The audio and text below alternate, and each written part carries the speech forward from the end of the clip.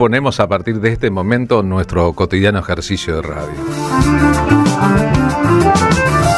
De lunes a viernes, de enero a diciembre, aquí en la M530, Somos Radio, la radio de Madres de Plaza de Mayo, de 14 a 16, en este horario que parece un paréntesis en el desarrollo de las jornadas. Ya no es la mañana, todavía no es la tarde, estamos en el mediodía profundo rumbo a la primera parte de la tarde. Creemos importante coordinar con ustedes, más allá de cómo escuchen o miren o dónde se encuentren, el uso respectivo de nuestras imaginaciones. Si yo pienso en toser y luego toso, es parte de un proceso. Nosotros pensamos en hacer un programa de radio, imaginamos el programa de radio y después procedemos a hacerlo. Pero si ustedes fueran tan amables de disponer de sus imaginaciones o dejar que las imaginaciones vuelen por su cuenta para acompañar el desarrollo del programa, tal vez todos saldríamos ganando. Recuerdo aquella frase, siempre la recuerdo, de Ebe Bonafini, que sostenía que si uno elabora bien el concepto, la radio termina funcionando en los teatros de la mente. Hoy es un jueves valiente, hoy marcha de Madres de Plaza de Mayo, cuando nuestro programa concluya o esté concluyendo, y el recuerdo de aquellos que pensaron e hicieron por nosotros allá lejos o acá cerca en el tiempo. Para Ebe Bonafini la radio fue un descubrimiento de la infancia en una casa asignada por la carencia de recursos. Es más, la radio que escuchaba, cuando la radio era el centro de un universo y todavía no existía la televisión, era una radio que a veces le prestaban los vecinos a sus padres y que venía como un objeto precioso para ser instalada en un lugar preferencial de la casa, como ocurría en tantas y tantas casas del universo. Y de alguna u otra manera, la radio nos permitía imaginar un mundo. La estética de los radioteatros, ¿recuerdan en los radioteatros el pisar de los caballos, la lluvia que caía, el viento golpeando las puertas? Nada de eso era cierto. Todo eso eran trucos de radio y sin embargo le poníamos la imaginación y hasta creíamos ver a los personajes que la radio nos presentaba. Después vino la acumulación de estímulos visuales, etcétera, etcétera, que deja a la imaginación un poquitito así, ya nada hay que imaginar. Pero si borrásemos esta época de multiestímulos y volviéramos a lo tradicional, a lo ancestral, en la escucha de radio, tal vez saldríamos ganando. Por ejemplo, no estaríamos tan distraídos por la pavada, no creeríamos en todo lo que vemos. Detrás de eso hay mucho engaño, pregunten si no a los devotos de lo que llaman magia, y seríamos un mundo y una sociedad un poco mejor que la actual. No es muy difícil ser un poco mejor que la sociedad actual. Así que si ustedes están de acuerdo, nosotros ponemos pro al horizonte de el mañana en este programa. Hace 60 años, un día como hoy es 29 de julio, los diarios de la Argentina estaban repletos de novedades sobre lo que había ocurrido. Un día como hoy, los diarios publicaban los hechos acontecidos el día anterior en lo que en la historia llamaríamos la noche de los bastones largos. Es un término, una definición muy equivalente a otras situaciones de noches de los cristales rotos, por ejemplo, que vinculan a los autoritarismos entre sí. Las noches de pogrom, las noches de persecución política o religiosa, las noches de destrucción que caracterizan a muchos estados en momentos totalitarios. Desde el hitlerismo, el nazismo en adelante, hasta las dictaduras militares en la Argentina, vaya si ha habido noches complicadas. Respecto a esa era, la era de la dictadura 66-73, que tenía en este momento, después del golpe de Estado que había derrocado el gobierno constitucional, dilía a un dictador del Opus Dei, un ser chiquitito así, con unos bigotes grandes así, al que en la intimidad trataban de muchas cosas diferentes, que creía que iba a transformar para siempre la Argentina, como creyeron tantos otros líderes, y que terminaría derribado del poder 3 años después por el cordobazo y sus consecuencias. Estamos hablando de Juan Carlos Onganía. Ese estadio de represión ocurría en una sociedad, una democracia rara.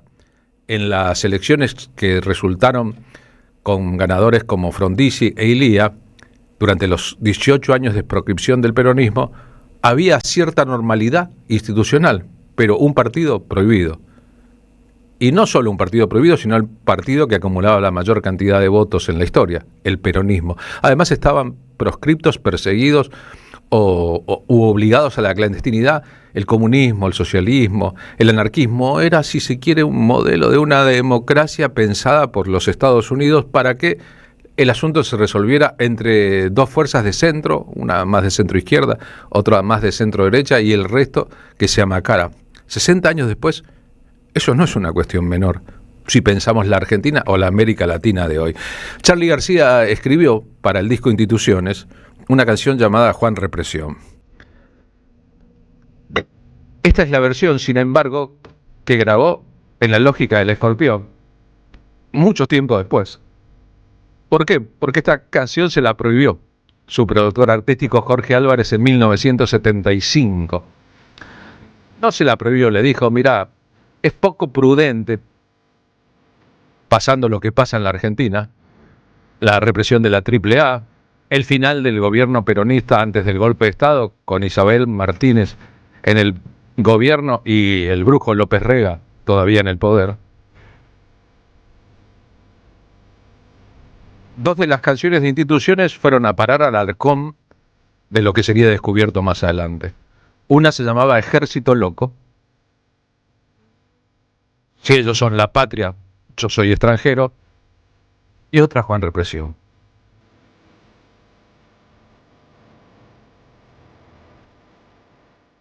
Una referente de la educación argentina de todos los tiempos dijo hoy en una entrevista que el proyecto de este gobierno es más perverso que el del menemismo y el del macrismo, porque se mete con la educación pública con la intención de eliminarla.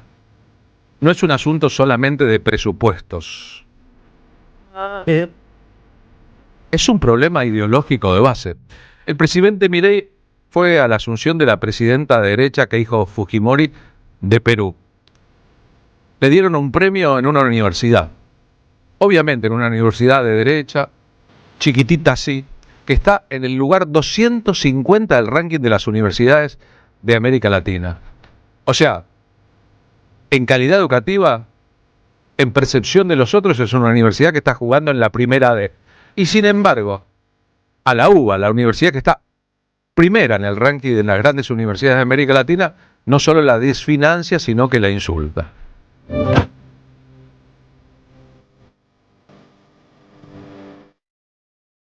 La noche de los cristales rotos durante la era del nazismo, la noche de los bastones largos durante el intento ultraderechista de Juan Carlos Onganía de transformar para siempre la Argentina, fallido intento si uno lo piensa. Estos son los hijos y los nietos de uno y otro régimen totalitario. Audio del canal Encuentro, cuando el canal Encuentro era el canal Encuentro sobre aquella noche en la universidad.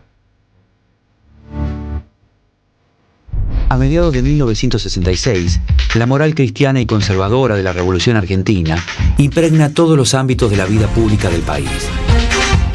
La policía se dedica con esmero a echar a las parejas de las plazas, a clausurar locales nocturnos y a perseguir a los varones con pelo largo y a las chicas con minifalda. Desde un primer momento, la universidad pública rechaza estas prácticas de la dictadura y se lanza de lleno a la lucha política. Los estudiantes presentan resistencia con marchas, actos y asambleas. Desde el ámbito académico se multiplican las declaraciones contra el régimen y los jóvenes salen a la calle a transmitir ese mensaje. Esta actitud crítica irrita al gobierno, que considera las manifestaciones políticas como una práctica de gimnasia subversiva. Es por ello que un decreto presidencial ordena la intervención de las universidades nacionales. Inmediatamente los alumnos y profesores de la Universidad de Buenos Aires se reúnen en asambleas masivas y deciden tomar los edificios de varias facultades para defender la autonomía universitaria. La noche del 29 de julio, la Guardia de Infantería rodea la Facultad de Ciencias Exactas y ordena el desalojo inmediato del edificio. Estudiantes y docentes salen con los brazos en alto. Algunos entonan las estrofas del himno nacional y ninguno opone resistencia. Pero 2 hileras de policías los reciben a golpes de palo y machete. La represión es feroz.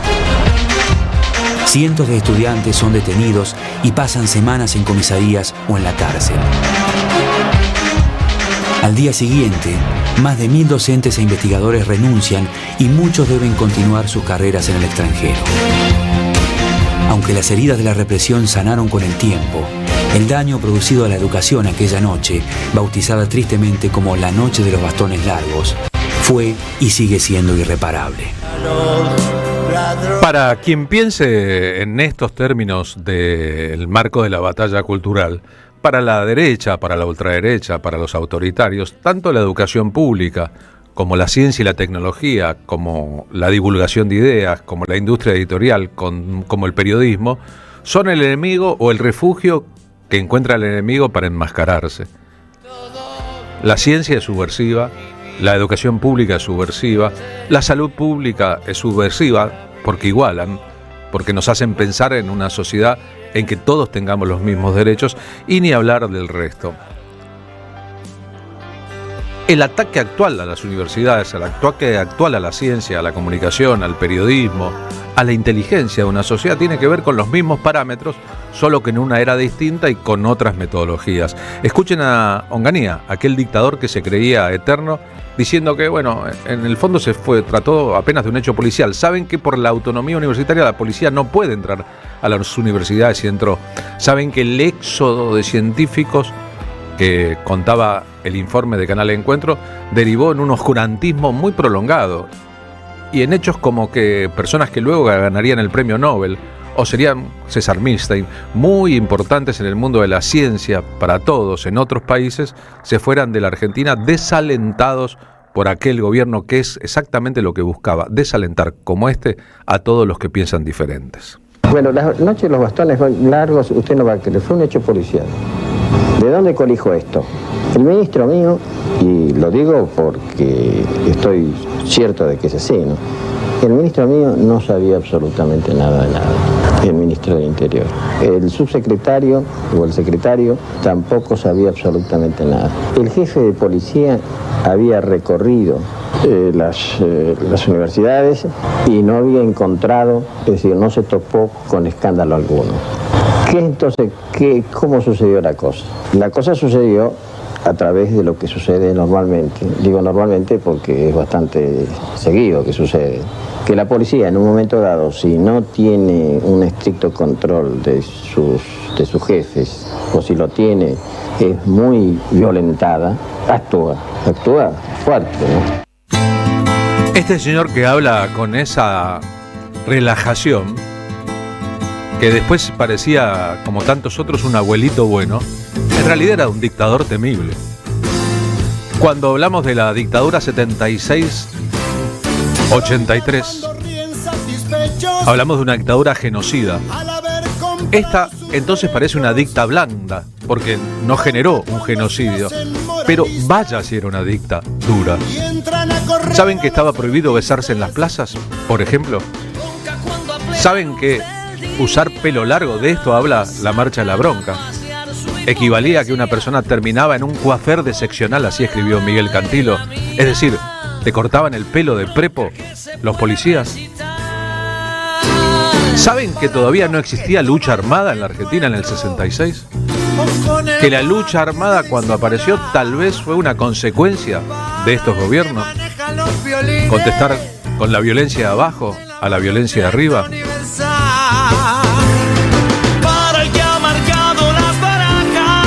Saben que hubo personas muy importantes, algunas muy famosas, que pasaron días en una comisaría porque aquella dictadura había inventado una figura detenido en averiguación de antecedentes antes de la tecnologización, que derivaba en que en la búsqueda de los antecedentes, si te detenían un viernes, por ejemplo, te quedaras sábado y domingo obligado preso hasta que el lunes por ahí te soltaban. ¿Y qué significaba eso? Que los padres de los jóvenes, que los propios jóvenes y cualquier ciudadano tenía miedo. Miedo de salir a la calle, miedo de usar un pantalón Oxford, miedo de usar un escote, una mujer. Que a las iglesias no se podía entrar si uno era mujer sin un pañuelo o sin un velo, ni mucho menos con una falda corta. Todo estaba prohibido y todo era reprimido. Porque no se paga fianza.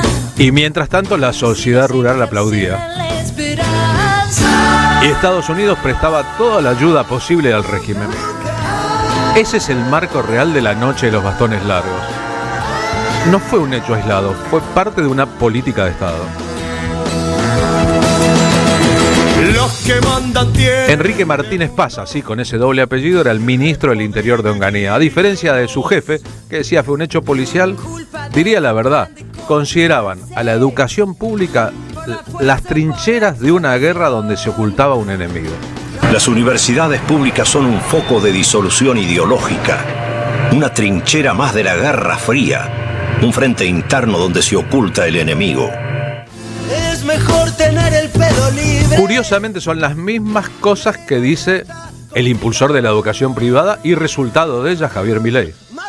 El plano de la educación superior, la creación de universidades se ha convertido en un negocio más de la política y en los profesorados e institutos de formación docente proliferan currículas educativas de izquierda, abiertamente anticapitalistas y antiliberales, en un país en el cual lo que se necesita es más capitalismo y más libertad. Lo que se necesita es más capitalismo y más libertad, dice Javier Milei, que se ha cansado de recibir premios de universidades truchas, de universidades sin ningún rigor, de universidades que no miden en ningún ranking.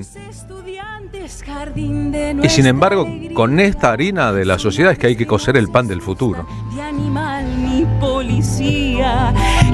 Hubo un momento en la historia política argentina, ese momento pasó y terminó cuando Daniel Scioli fue candidato y luego Sergio Massa fue candidato, en que todos los postulantes a los primeros cargos electorales eran resultados de la educación pública,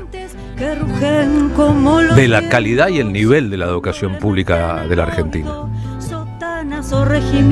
Hoy, por ejemplo, me decía la Ferni, nos encontramos recién en los pasillos de la radio, una de las noticias que este gobierno produce todos los días para acongojar los espíritus es la disolución del coro de niños de la Argentina.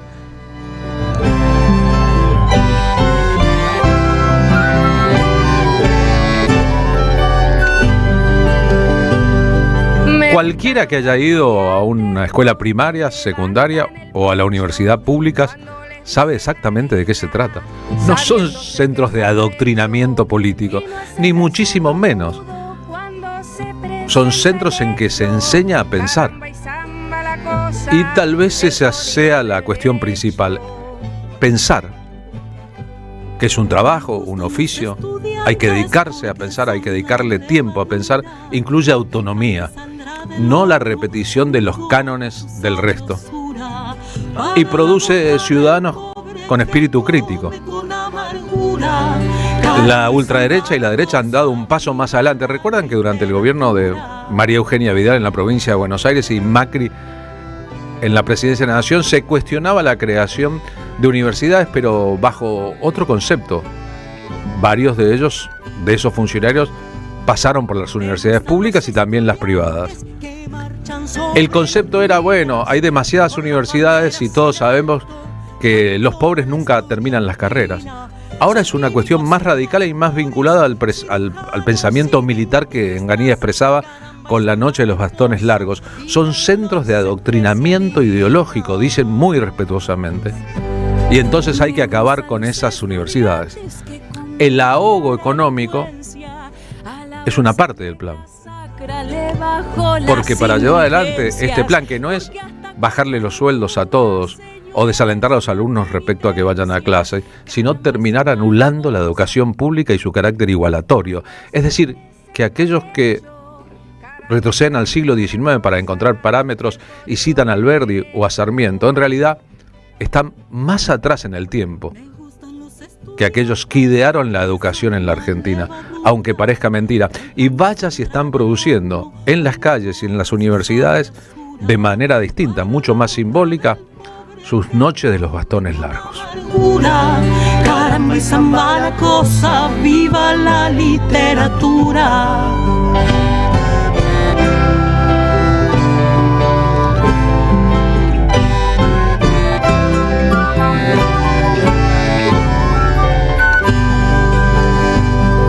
Me gustan los estudiantes que marchan sobre las ruinas con las banderas en alto. va toda la estudiantina. Son químicos y doctores, cirujanos y dentistas. Caramba y zamba la cosa, vivan los especialistas. Me gustan los estudiantes que con muy clara elocuencia a la bolsa negra sacra le bajo las indulgencias, porque hasta cuando nos dura, señores, la penitencia. Caramba y zamba la cosa, que viva toda la ciencia. Caramba y zamba la cosa, que viva toda la ciencia.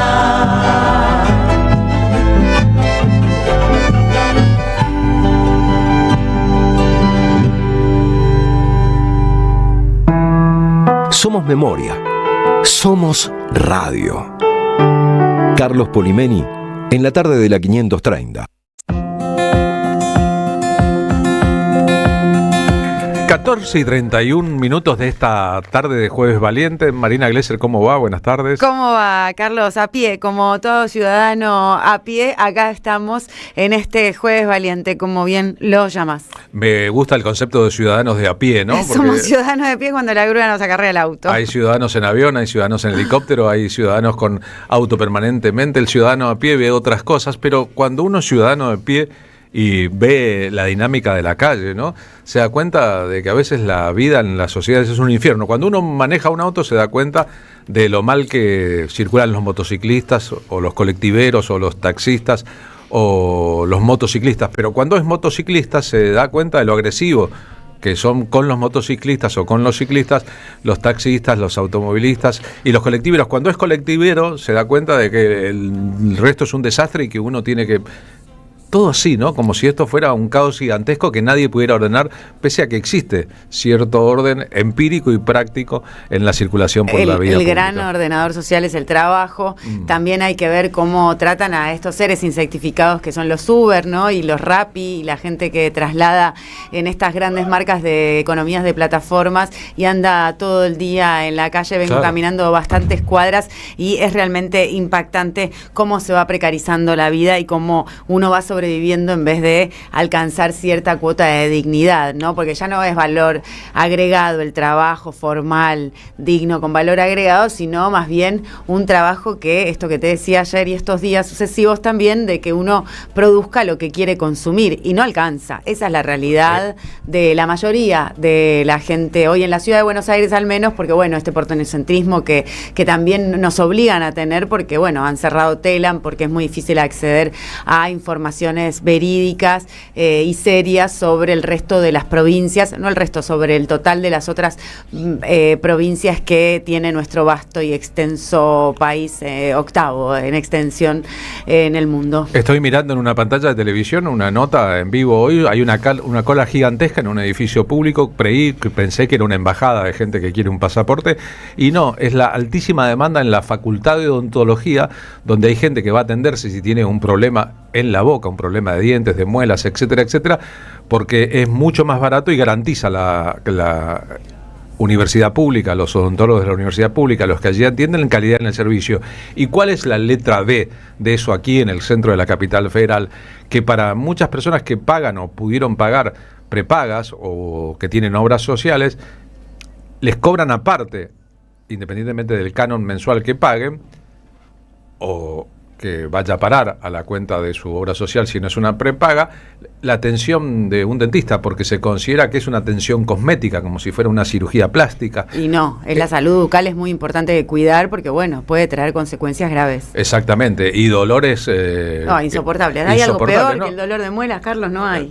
Sí, un dolor de oído, supongo, pero entre una cosa y la otra... No me quedo con ningún dolor. Uno no sabe qué elegir. Un día alguien me dijo que uno puede soportar un dolor en el meñique, por ejemplo, o en el pie, mucho más que un dolor en el oído y en la muela, porque la cercanía con el cerebro del dolor hace que el dolor sea virtualmente insoportable. Pero la gente haciendo cola y cola y cola sin conseguirlo para un turno, porque bueno, ese es el estado presente de Javier Milei en esta sociedad, desmantelar todo lo que estaba bien e implantar, si se quiere, valga la metáfora relacionada al mundo odontológico, implantar ideas que lentamente han cubierto la necesidad de una parte de la población de ser representada y que muchas otras han adquirido como propias, van sumando como propias ante las impotencias varias y los estímulos de las redes sociales y los medios de comunicación. Hará falta salir de la burocracia, ¿no?, en la que se transforma el Estado cuando solo ocupa lugares, sillas, cargos y responsabilidades de gestión, y hablar de una nueva estatalidad donde la gente tenga injerencia en las políticas públicas que vayan a abrazar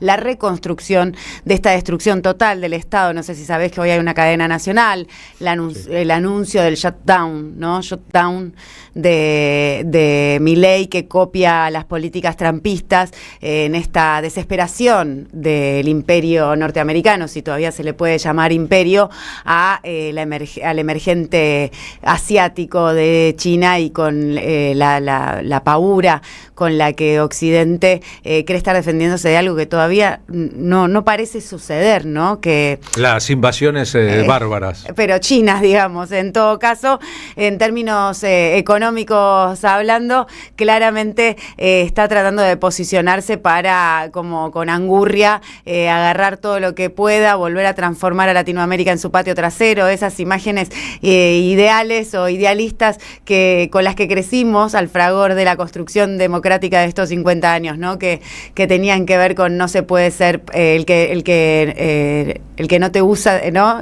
Tu amigo el que no te usa, y todo el antiimperialismo frente a esta colonización, neocolonización y nuevo estatuto del coloniaje que viene a desregular todo de las manos de los mismos de siempre, porque además son viejos conocidos, así que... Es verdad, ¿no? En los 70 estaba muy de moda una idea que era hay quien te ama y quien te usa. Y quien te usa por las iniciales de Estados Unidos. Martín Suárez, en las calles de la Ciudad de Buenos Aires, en el Móvil 1, ¿por dónde anda? Martín, buenas tardes. ¿Cómo te va, Carlos, Marina? Pero a nosotros, ¿qué nos puede afectar si estamos en la ciudad más linda del mundo? Es verdad. Y más segura, aparte. 20 años de macrismo, ¿no?, en la ciudad. Claro, es bellísima. La comparás con Londres, con París, es la más linda de todas. Es una ciudad extraordinaria. Para mí está cada vez más húmeda, pero no sé si la ciudad está cada vez más húmeda o es el paso del tiempo en mí, ¿no? Y mucha grúa acarreando autos también hay. Sí, hay mucho olor a añejo, naftalina también en la ciudad de Buenos Aires. En la zona, mira, donde me encuentro ahora, que es Plaza Francia, donde se ubica una de las ferias artesanales más lindas y grandes de la ciudad, que tiene muchísimos años de historia y de la cual viven más de 50 familias. En este lugar, que es el barrio de Recoleta, Carlos, está lleno de cámaras de seguridad, ¿no? Es una de las zonas más vigiladas, digamos, digitalmente y analógicamente también por parte del gobierno de la ciudad de Buenos Aires. ¿Por qué digo esto? Bueno, porque el viernes pasado, el pasado 24 de julio, desapareció un semi-remolque completo que estaba lleno de mercadería de los feriantes de Plaza Francia, que hace años guardan todo, sus elementos de trabajo, herramientas, todo en ese lugar. Desapareció. Le están pidiendo, por favor, que investigue al gobierno, al Ministerio de Seguridad de la Ciudad de Buenos Aires, para que le den explicaciones, ¿no? ¿Quién se llevó esto? Que es lo más importante, porque lamentablemente el remolque apareció por la zona de Bernal el domingo pasado, prendido fuego. Se lo llevaron de la ciudad, las cámaras parece que no andaban, no funcionaban, hay muchas cámaras al divino botón, o alguien no las quiere brindar para que la causa siga su curso natural de investigación, y es lo que están reclamando los feriantes. Todo lo que guardaban ahí, mira, te paso a enumerar. Eran las estructuras completas de los puestos, los toldos, los cajones, y como te dije, toda la mercadería que es 100% artesanal y que le lleva varios meses recuperar todo ese trabajo, que, por ejemplo, para hacer una riñonera podés llegar a tardar entre 1 o 1 día y medio. Así que imagínate todo lo que perdieron. Lamentablemente el remolque, como te dije, apareció lejos de la ciudad de Buenos Aires, totalmente prendido fuego y desbaratado. Se ve que lo prendieron fuego para no dejar rastros, ¿no? Claro, para que no hubiera huellas digitales. Ahora, la feria artesanal es una feria autorizada por el gobierno de la Ciudad de Buenos Aires, una feria histórica en la plaza donde, por ejemplo, en los años 60, durante el gobierno de Onganía, empezó una parte de la historia del rock nacional, ¿no? Ahí fue una celebración hippie del Día de la Primavera que mostró por primera vez en público a figuras como Tanguito, Miguel Abuelo en el 67. No se trata de un lugar alejado del centro de la historia, sino un lugar con historia en que los artesanos además tienen un permiso y hasta números. Totalmente. El remolque donde estaba estacionado estaba cedido por el gobierno de la Ciudad de Buenos Aires, más precisamente por el Ministerio de Espacio Público, es decir, no estaban ahí porque sí dijeron, che, ¿dónde queda bien esto? Acá, ponelo acá, déjalo estacionado ahí. No, estaba resguardado de alguna manera legal por el gobierno de la Ciudad de Buenos Aires, pero eran los propios feriantes que se hacen cargo de todos sus gastos, del alquiler también de los puestos y del depósito de ese remolque. Ahora, tiene que desaparecer un remolque de la ciudad más linda del mundo y más segura de Latinoamérica, como dijo en varias ocasiones Jorge Macri, del barrio de Recoleta, ¿no? Bueno, hace minutos cerca de este lugar hablamos con India Sol Filipón, que es una de las feriantes afectadas, que nos contó que esta es la primera vez que los feriantes son víctimas de un robo de tal magnitud en más de medio siglo de funcionamiento de la feria. Nosotros nos terminamos enterando el viernes 24 de julio por la noche, que son los días que se empieza a armar la feria para trabajar sábados, domingos y feriados. Y nos dimos con la triste noticia que no estaba el SEMI en las calles donde lo dejábamos, que estábamos autorizados por espacios públicos, que son los que nos dan los permisos de ferias y mercados para poder trabajar. ¿El gobierno de la ciudad les dio alguna respuesta, alguna pista de qué fue lo que pasó, quiénes fueron los que robaron esto? Lamentablemente hasta ahora el gobierno no nos ha dado ningún tipo de respuesta, no nos ha comentado, no nos ha facilitado nada tampoco para saber qué es lo que pasó. El domingo al mediodía el dueño del tráiler que nos acompañó a hacer la denuncia lo llamaron diciendo que habían encontrado en Bernal el SEMI, no nos habían dicho las condiciones, pero no tardó en llegar la noticia de que estaba en las peores condiciones. Mercadería, se había hecho un incendio del SEMI y después que lo apagaron lo saquearon, sacaron todo lo que no se había quemado. ¿Es la primera vez que le sucede algo así, India?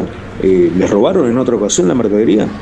Lamentablemente sí, mira, esta situación de un robo es la primera vez que pasa en 30 años en la Feria de Artesanos de Plaza Francia del sector Angelito, es la primera vez que pasa algo así. En el mes de mayo hubo un SEMI de otro sector que desapareció, pero había sido llevado por tránsito. Parece una película bizarra. La otra vez no se lo robaron, pero se llevó el remolque tránsito de la Ciudad de Buenos Aires, pensando de que estaba mal estacionado, cuando es un espacio que está cedido por el Ministerio de Espacio Público de la ciudad. Es toda una película naif, sí, ¿no? Toda muy bizarra, muy, qué sé yo, ya no sé cómo calificar los chicos, porque seguramente uno dice, bueno, pero hay algo de seriedad en un jefe de gobierno porteño que se muestra seguro, autoritario, ¿no? En donde la ley y el orden es una poesía y una promesa de campaña constante. Bueno, es eso nada más, es maquillaje, es promesa. Nada más que eso. Pura cosmética. Tu entrevistada, además debe haber sido hija de hippies originales, ¿no? Porque se llama India Sol. Sí, tal cual. Bueno, hay mucha historia en cada uno de los feriantes porque te das cuenta que con el trato mismo, con el intercambio de ideas y el habla cara a cara, hay un trato especial con cada uno de los clientes que se acercan a Plaza Francia. Sin lugar a dudas, yo soy muy consumidor de los productos de Plaza Francia, de todas las ferias artesanales, me gusta mucho, pero hay como una energía especial dentro de Plaza Francia que está llena de historia, como bien decías, Carlos. Sin lugar a dudas, ¿no? ¿Y vos de qué lado estarías? ¿De los artesanos que embellecen la ciudad, que trabajan, que le proporcionan a cualquiera la posibilidad de acceder a productos, etcétera, o de los chorros protegidos, si se quiere, por alguien que no quiere revelar dónde está el camión o cómo fue que se los llevaron del lugar teniendo las cámaras, ¿no? Calma, tranquilos, con los que estén muy disconformes con la política en la Ciudad de Buenos Aires, porque Patricia Bullrich dijo que ella va a ser la próxima jefa de gobierno. Encantada sería la candidata y que cree que tiene posibilidad de ganar, ¿no? O sea, tranquilos, ¿no? Por ahí vienen 24 años más de macrismo y ley y orden, y el que las hace las paga, sobre todo Bullrich. Con lo cual sería ya un cuarto de siglo, ¿no? Sí, déjame agregar algo más, Carlos, que tiene que ver que gracias a la solidaridad de muchos de los que se interesaron por este tema, recibieron donaciones y mañana la feria va a estar funcionando, aunque parezca mentira, porque es imposible prácticamente después de haber sufrido todo el robo de la mercadería que vuelvan a llenar los puestos, pero bueno, pusieron manos a las obras, con donaciones que recibieron, así que mañana acérquense a Plaza Francia a darle una mano gigante a los puesteros. Todos los que pudiéramos deberíamos estar, todos los que podamos. Entonces mañana vamos a ir a Plaza Francia para ver y solidarizarnos con los puesteros de la feria. Gracias, Martín. A ustedes, chicos, hasta luego. Martín Suárez en el móvil 1 de la M530 contando este raro episodio como de novela policial, como de cuento policial o tal vez cuento de terror si uno piensa en quienes están o podrían estar detrás, o sea, quienes odian a los artesanos, quisieran desalojarlos, podrían desalentarlos, los quisieran en la provincia de Buenos Aires, etcétera, etcétera. Mencioné una cosa respecto a la historia del rock argentino. Toda la historia del rock argentino tiene relación en los inicios con Plaza Francia. Ahí fue, por ejemplo, Miguel Abuelo a reclutar músicos después de que había vendido a una empresa la idea de que tenía una banda llamada Los Abuelos de la Nada y no la tenía. Y en la Plaza Francia se encontraba con músicos que estaban tocando y que fueron los primeros compañeros de sus aventuras. Allí ocurrieron muchas historias. Alguna vez, hace como 30 años, entrevisté para el suplemento No del diario Página 12 a Luis Alberto Spinetta y Charly García juntos, y después de encontrarnos y preguntados que fueron por mí a dónde les gustaría hacer una nota simbólica juntos, la respuesta fue a Plaza Francia, y fuimos a Plaza Francia, hicimos las fotos en Plaza Francia. Es un lugar que tiene muchísimo que ver, pese a que es el barrio de Recoleta, o siendo el barrio de Recoleta, con la historia del hipismo en la Argentina, el primer rock, las celebraciones en lugares públicos, cuando en dictaduras eso estaba prohibido. Ahí hay un hotel que solía utilizar mucho en una etapa de su vida Andrés Calamaro. Esperándote con ansia en Plaza Francia, la fragancia de tu rosa en mi pellejo. Vale la pena decir que es una zona de la ciudad de Buenos Aires donde Buenos Aires parece París. Enfrente el hermoso Museo Nacional de Bellas Artes. Atrás el Centro Cultural Recoleta, el cementerio de la Recoleta, algunos bares muy connotados. En el ropero dejé la campera de cuero. ¿Será que algunos carcamanes históricos de la zona vieron quienes pueden comprar departamentos enormes allí? ¿Siguen molestándoles? Mi dinero me lo gastan elegancia. Aquellos que tienen otros ideales de vida. Esta canción se llama Ansia en Plaza Francia. La rima era fácil. En mi cárcel de cristal te espero. ¡Qué elegancia la de Francia! Más allá del bien y del mal te quiero. ¿Pensás que pautar en radio es caro o no es para tu negocio? El mercado cambió. Hoy el consumidor está hiperconectado. Escucha la radio, mira el streaming y sigue las redes. En tiempos donde cada peso cuenta, AM530 no te ofrece solo un segundo de aire. Te ofrece entrar a un ecosistema vivo, combinando tanda tradicional, menciones en vivo de los conductores que la gente ya elige y campañas digitales integradas. Creamos un plan a la medida de tu presupuesto para transformar oyentes en clientes fieles. Así, vendes más. Tu pyme puede y tiene que estar acá. Es mucho más fácil y accesible de lo que crees. Mandanos un WhatsApp hoy mismo al 11 64 19 16 50 o un correo a anuncios am530@gmail.com y armemos tu propuesta. AM530, somos comunidad. Hay un lugar donde todo invita a quedarse. Un destino para disfrutar en cada momento. Aventura, deporte y relax. Esta temporada, Santiago del Estero te espera. Gobierno de la provincia de Santiago del Estero. 12 libros con las grandes plumas que escribieron sus históricas contratapas. Hellman, Sacomano, Eva Giberti, Feynman, Hugo Soriani, María Moreno, Fresán, Galeano, Horacio González, Dalmaceto, Bayer. Este domingo en tu kiosco el primer libro, Osvaldo Soriano. Compra opcional 25.000 pesos con página 12. Este programa lo auspicia Huawei, desde hace más de 20 años impulsando el desarrollo de las telecomunicaciones en Argentina. Cámara de Diputados de la Provincia de Buenos Aires. Seguinos en nuestras redes sociales y entérate de nuestras actividades.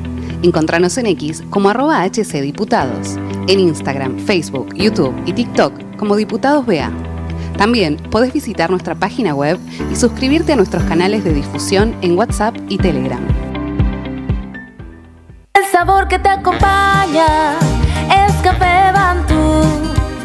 El aroma en la mañana de Café Bantú. Bantú. Tronador.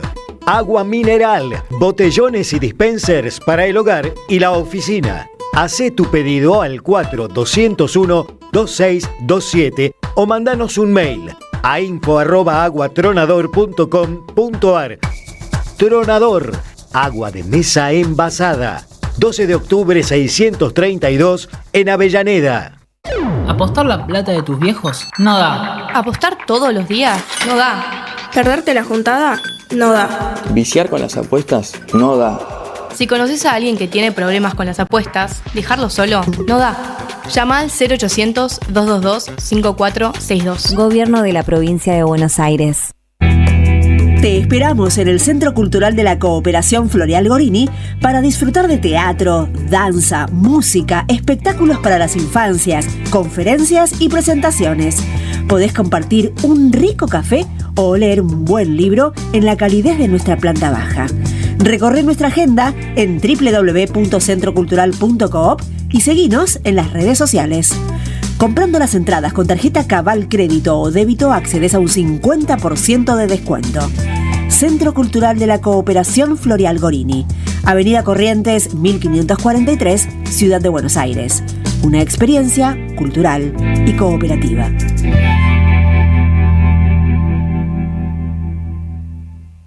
Carlos Polimeni, en la tarde de la 530.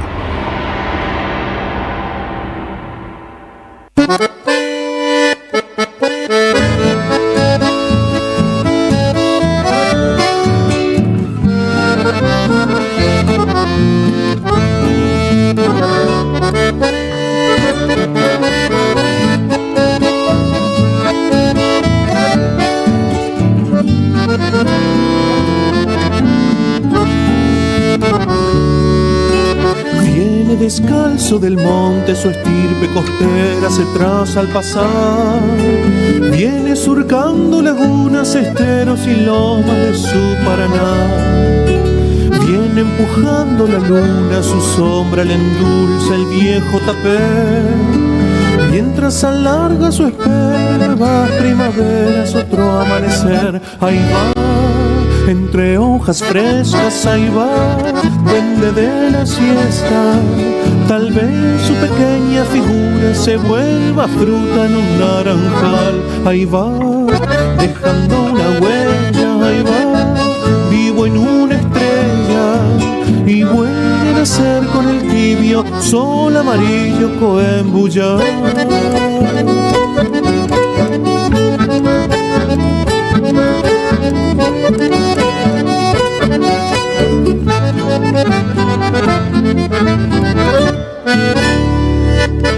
Independientemente de las circunstancias que son las que están suficientemente descritas, se viene el Día de la Pachamama. El 1 de agosto, caña con ruda. El 1 de agosto. Pero esa caña con ruda, o el modo que hubiera de celebrar, si estás en Jujuy, en Salta o en Mendoza, sabrás que hay muchas celebraciones. Nunca debe ser individual, ¿no? Yo he visto gente que se compra una botellita y se manda unos tragos. Es una celebración. Son 7 traguitos, apenas te despertás colectiva, en ayunas y de la tierra y de la madre. Y después es una ofrenda a la Pachamama, a la tierra, es una costumbre de los pueblos originarios. Lo mejor de eso es replantearse un poco qué hace uno, ¿no? Para cuidar su patrimonio nacional en esta ola de saqueo, ¿no? Y expoliación y entrega en la que estamos sumergidos. ¿Qué hacemos nosotros al respecto, no? ¿Qué hace cada uno? Claro, en esa conciencia individual que colectiviza un sentido común, un destino común y un criterio común. Una idea, y si chamameceamos en celebración de la Pachamama, este domingo 2 de agosto, llegada desde Rosario, la Peña Lunera celebra la Pachamama en el Cultural Tames, que queda en Palermo. Tames 1426. Los anfitriones del ciclo son Homero Chavarino y Santiago Torres, en esta noche dedicada a la Madre Tierra, en una propuesta que además tiene, está lindo el flyer, estamos compartiéndolo ahora, el padrinazgo artístico de Antonio Tarragorros, correntino de Ley. Gracias por venir a la radio, ¿cómo va? Homero Chavarino, buenas tardes. ¿Cómo están? Buenas tardes, gracias por la invitación. Siempre es un gusto venir aquí y compartir esta tarde de música de chamamé. Santiago Torres, ¿cómo va? Buenas tardes. Buenas tardes, bien, contentos de estar acá con Homero visitándolos, contándoles un poco de qué viene esta peña lunera que, bueno, como decías, viene desde el río Paraná con toda la gente de Rosario. Bueno, Homero hace unos años que está acá, pero viene de Rosario. Esta idea que nació como necesidad del encuentro, ¿no? Y de refugio para la música popular argentina, nuestras costumbres. Y ahora en Palermo, acá en el Tames, este domingo 2 de agosto, con la ilusión de abrazarnos con la gente y que vengan a este refugio que proponemos con Homero para nuestra música, para la cultura. Bien, para quien no lo supiera, Rosario ha sido como la capital nacional de la música mesopotámica, pese a que técnicamente no pertenece a la Mesopotamia, ¿no? Hay muchas discusiones sobre corrientes, misiones, Entre Ríos, los ritmos, etcétera, pero si tomamos eso como un conjunto que tiene abajo la raíz guaranítica, la ciudad portuaria de Rosario, una de las 3 ciudades más grandes de la Argentina, siempre albergó a los músicos, siempre les dio una escena de trabajo, muchos de ellos desarrollaron, muchos de los grandes del chamamé, otros se vinieron a Buenos Aires o hicieron el puente entre las dos, encontraron en Rosario la ciudad clave de la difusión y también del trabajo, ¿no? Sí, siempre se dice que de alguna manera Corrientes es la cuna del chamamé y Rosario es de alguna manera donde el chamamé crece y se desarrolla. Se expande, digamos. Exactamente, ¿no? Como la primer gran ciudad del sur del litoral, ¿no? Esta capital de los cereales, esta gran Rosario que ha albergado a muchísimas culturas, desde inmigrantes hasta la inmigración interna de los provincianos, y grandes exponentes del chamamé han hecho base en la ciudad de Rosario. Por ejemplo, el padre de Antonio Tarragó Ros. Claro, exactamente, el maestro Tarragó. Antes que Tarragó estuvo el gran Emilio Chamorro, uno de los pionerísimos de esta música del chamamé, que de Buenos Aires se traslada a Rosario y funda el primer baile, La Ranchada, lo que después fue el mítico rancho de Ramón Merlo. Entonces Rosario tiene una gran historia con la música del litoral, es una ciudad costera y tiene en su suelo y en su paisaje y en su sonido la música que viene desde el norte bajando por el Paraná, ¿no? Que viene flotando o nadando por el río. Vinieron armados a la radio, ¿eh? Venimos con acordeones, guitarras. Bueno, esto es parte de un proyecto que tenemos con Homero que se llama Mano a Mano Chamamé, que tocamos a 2 acordeones. Por ahí en los conjuntos tradicionales vemos que hay 2 acordeones o 2 fuelles, porque está el acordeón, el bandoneón, acompañados por guitarras con trabajos, en este caso a 2 acordeones sin acompañamiento rítmico de guitarras. ¿De dónde son los acordeones? Son de origen, es italiano. Sí, el mío también es italiano. Son bellos instrumentos, ¿no? Estéticamente bellos. Son instrumentos, puntualmente yo toco el acordeón a piano, a diferencia del acordeón que tiene ahora Santiago en sus manos, que es acordeón a botones. Básicamente la mano derecha es lo que cambia, y este acordeón a piano, que es de origen italiano, en realidad es austríaco en su esencia, porque el acordeón a piano se fabrica por primera vez en Austria, a diferencia del acordeón que es alemán su origen, igual que el bandoneón, pero estos son tanos. Son tanos, uno con una técnica más parecida a la de un pianista, otra con una técnica más parecida a la de un bandoneonista, si alguien se lo preguntara a distancia. Sí. Tocando juntos, no al unísono, sino juntos, ¿cómo es el asunto? A ver.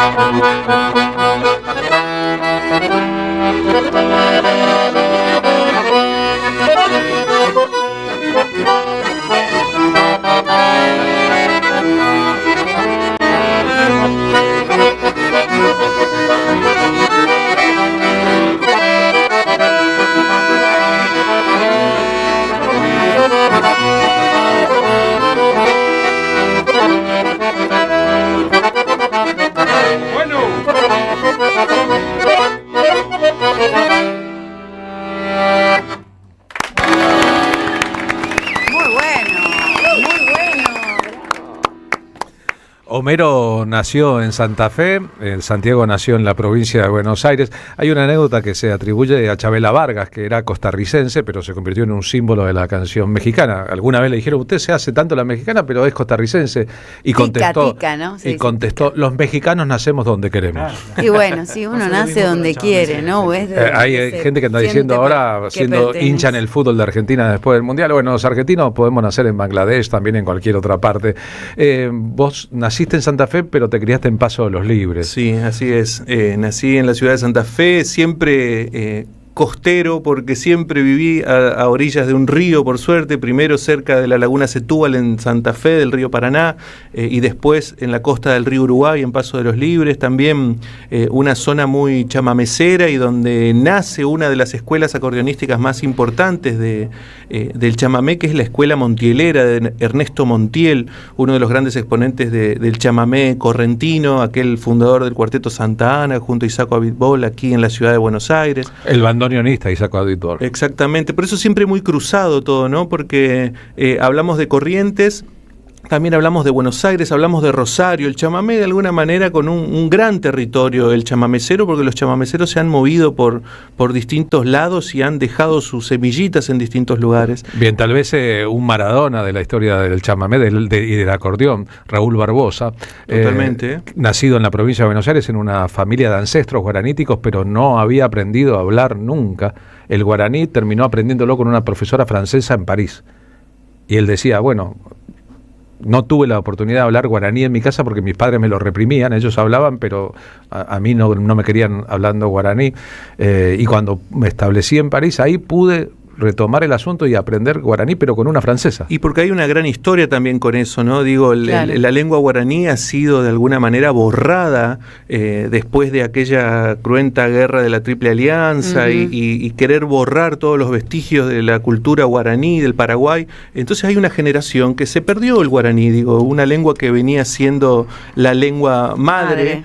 Hay toda una generación a la que llamaron guarangos, ¿no? Guarango viene del que hablaba guaraní. El que hablaba guaraní como una cosa despectiva y una mala palabra. Entonces Raúl pertenece también un poco a esa generación que de alguna manera se perdió el guaraní porque no los dejaban hablar cuando eran chicos. Guarda con hablar guaraní en la escuela porque te van a confundir con un guarango, le decían los padres a Raúl Barbosa, según nos contó más de una vez aquí. Ese es un asunto, ¿no? El desprecio por una cultura que termina también con el desprecio de sus expresiones artísticas. El chamamé, para llegar a las radios en la capital federal, para que sonara en la televisión, también tuvo que trabajar muchísimo. Es todo un asunto. Sus figuras tuvieron que trabajar. Y ahí también muchísimo. Le debemos mucho a los artistas paraguayos que fueron como los que hicieron pie en la ciudad de Buenos Aires por aquellas épocas, en la década del 30. ¿No? Su identidad. Y trajeron esa identidad guaraní que después los litoraleños y los correntinos pudieron meterse también gracias a esos artistas paraguayos que ya habían venido, como Samuel Aguayo, Herminio Jiménez, esos primeros nombres allá por la década del 20, década del 40, aquí en la ciudad de Buenos Aires, que también es un territorio protagonista del chamamé. Santiago Torres, que hace 4 años ganó el premio Mejor Músico en el certamen de Nuevos Valores de Cosquín, trabaja, además de su carrera solista, con el Chango Espaciú, que es un exponente de Misiones, de otra pata guaranítica y también del chamamé y su evolución. Sí, bueno, eso del Cosquín fue muy lindo porque, bueno, acá estamos con acordeones que se ven grandes, pero también está el acordeón verdulera, que es el que me acompaña a mí desde hace mucho tiempo y uno de los acordeones protagonistas sin duda en esta música que venimos a compartirles. Y me pude subir a ese escenario y estar con este acordeón y tocar música de Tarragorros, música del padre de Antonio Tarragorros, que fue uno de los que impulsaron esta música a través de este instrumento y desarrolló toda una vida artística con un instrumento que es bastante... quizás limitado, elemental, digamos. Sí, a comparación de instrumentos como los que estamos tocando ahora con Homero, el acordeón, que tiene más botones, que tiene más teclas y bueno, fue un acontecimiento muy lindo. Y como bien decías al principio, bueno, soy de Buenos Aires y todo este paisaje que trae Homero, que trae la música del litoral, tuve la primera vez el contacto a través de su música, de sus letras, de imaginar ese mundo. ¿Empezaste a escuchar qué y dónde? Y escuché mucha música de Tarragorros, una música muy... De Tarragorros padre, sí, no, padre. No de Antonio. No de Antonio. Porque esto que te digo, que Tarragó fue el que más trabajó este instrumento de alguna manera con sus composiciones, sin duda yo aprendí a tocar a los 4 o 5 años. Entonces cuando empecé a tomar clases, la música que podía tocar era música de Tarragorros. Entonces fue sin duda el inicio o la puerta para ingresar a este universo sonoro, y a través de eso, bueno, empezar a escuchar sus letras, a pensar, a imaginar ese mundo que para mí era bastante lejano y que tiene que ver a la actualidad con un mundo que es bien gaucho, bien paisano, bien de tierra adentro, ¿no? De alguna manera ese paisaje que para mí era, no sé, lejano, pero muy cercano a través de la música de Tarragorros. Después, bueno, claro que apareció la música de Antonio, música de los grandes exponentes, de Ernesto, de Coco Marola. Esa sería, si querés te doy tiempo para que te cambies ahora y toques la verdulera un poquito. La Santísima Trinidad del estadio original del chamamé, ¿es esa? Montiel, Coco Marola, Tarragó Padre. ¿Eso sí, sería una Santísima Trinidad? Una Santísima Trinidad, y que si queremos sumar uno más a esa Trinidad, que sería, ¿cómo se dice cuando son 4 en lugar de Trinidad? Un cuarteto. Cuarteto. Bueno, podríamos sumar a Isaco Abitbol, al bandoneonista de Alvear, provincia de Corrientes, porque Isaco también le suma algo nuevo a esto que le han sumado los pioneros, y además porque son contemporáneos, ¿no? Podríamos nombrar a los 4. Bien, yo a veces hago el juego de la Santísima Trinidad, una imagen heredada de la religión católica, y el profeta que antes oraba el desierto, ¿no? Son 3 más 1. Claro. Por ejemplo, en el rock son Lito Nevia, Charly García, Luis Alberto Spinetta y León Gieco. Claro. Lito Nevia, el que horadó primero el camino, el Mesías, y después los 3 que constituyen a gusto de cada uno, ¿no? Una Santísima Trinidad. ¿Cómo suena la verdulera ahora en la radio? ¿Qué vamos a tocar, compañero? Lo que vos quieres. Bueno, vamos a tocar un tema de Tarragorros que se llama El Cursucuateño, dedicado al lugar donde nació, Cursucuatía. Donde nació y donde vivió poco, Tarragó, claro. Padre. Ahora cambiamos a una verdulera y una guitarra española, ¿no? ¿La verdulera de dónde es? Esta en particular es de Alemania. Es Alemania, ¿no? Pregunto el origen de los instrumentos porque también hay cierta curiosidad, ¿no? Esta tiene más de 100 años. Y wow. ¿Sabes qué? Para contar un acontecimiento histórico importante para nosotros, el viernes, acompañando a Chango Spasiuk, estuve en la Bienal del Chaco, donde se presentó el primer acordeón fabricado en Puerto Tirol. Otra escena del chamamé. Sí. Chaco, otra provincia. Claro, claramente, así que estamos muy contentos por este acontecimiento, que se empieza a producir de vuelta, a fabricar este instrumento en Argentina después de, no sé, más de 60 años mínimo. ¿Pero se dejó de fabricar? Se dejó de fabricar, había algunas familias, una de ellas, la más conocida, era en Conentani, que estaba en Chacarita. Sí, la fábrica en Conentani, que acordeones sí, en algún momento intentó bandoneones también. Sí, bueno, ellos fabricaban instrumentos como uno de los más conocidos, muchos de estos que estamos mencionando, Tarragorros, Ernesto Montiel, Antonio...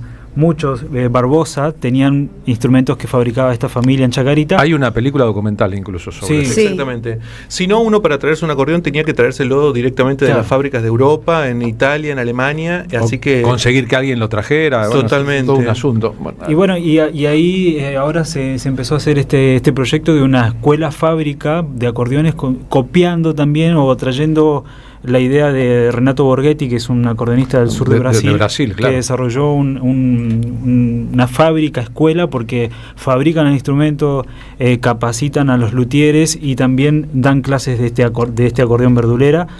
Y bueno, funciona como con un comodato con los niños que van y aprenden y después le otorgan ese instrumento. Así que un proyecto hermoso, y este acordeón que se expandió en ese tiempo porque era un instrumento más económico que un bandoneón. Y más portable incluso, más, ¿no? Portable, más fácil de llevar, como ocurre con los instrumentos pequeños. Santiago, te escuchamos. Vamos, los escuchamos. Vámonos más.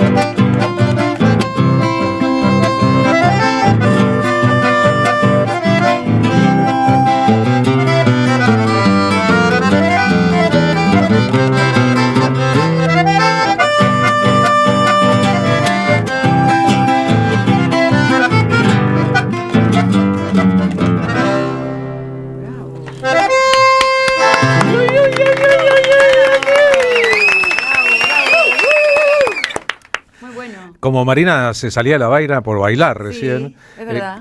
Quiero preguntarles a ustedes. Una vez para una revista rosarina que dirigía Reinaldo Siete Cases me propusieron una producción especial y les ofrecí hacer una nota con los integrantes de la Santísima Trinidad de la siguiente generación de los acordeonistas. Junté para una nota en Buenos Aires a Raúl Barbosa, el Chango Spasiuk y a Antonio Tarragorros. La hicimos en una plaza la conversación grande y la producción fotográfica.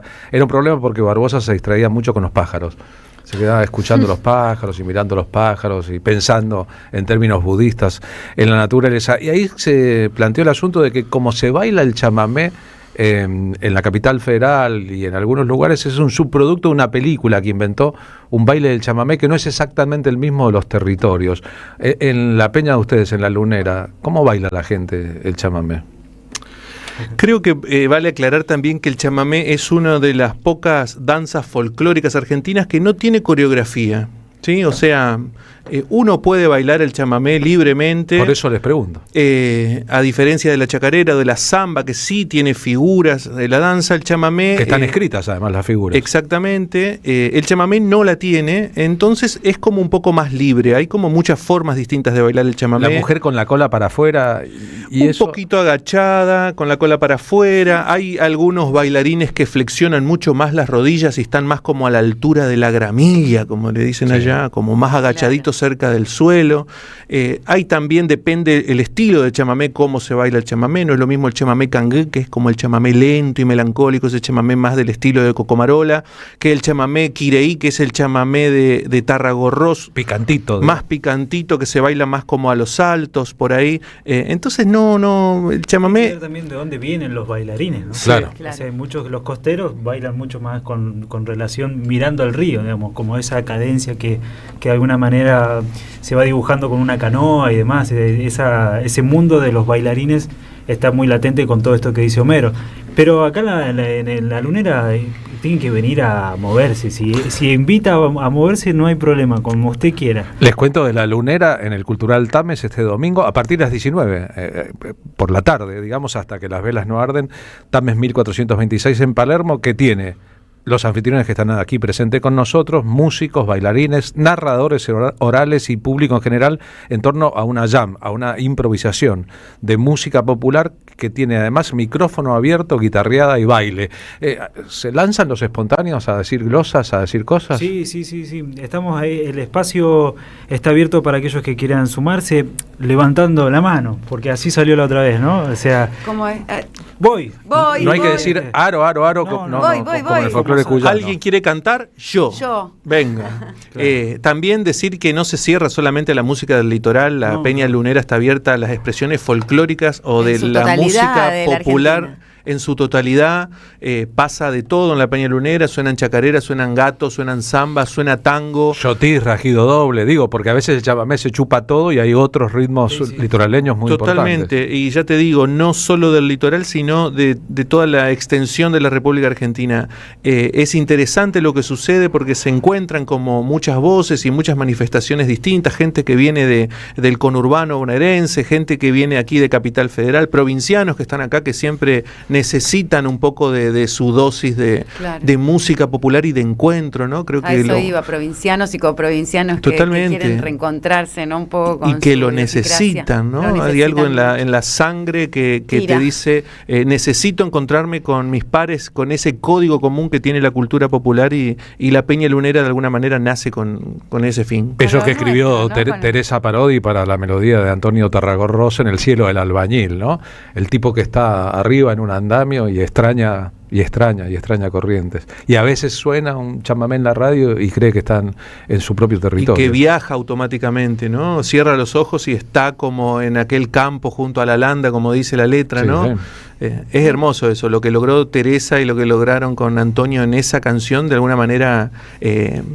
retrata ese desarraigo que es terrible, porque creo que no hay nada peor que te arranquen el suelo, el lugar y el territorio, y en ese chamamé está como muy bien descrito. Gracias a los dos por haber venido a la radio. Ojalá la Peña Lunera en Buenos Aires este domingo 2 de agosto se llene de sentidos. Gracias por invitarnos. Salimos con un tema de Santiago Torres. Paraje Loma Sandía. ¿Qué es el paraje Loma Sandía? Un paraje en Corrientes, no me acuerdo ahora bien en qué localidad, pero un paraje... ¿Pero estuviste ahí? No, todavía no lo conozco. O sea, lo imaginaste y le escribiste. Esta es una composición del repertorio de Tarragorroso. Gracias.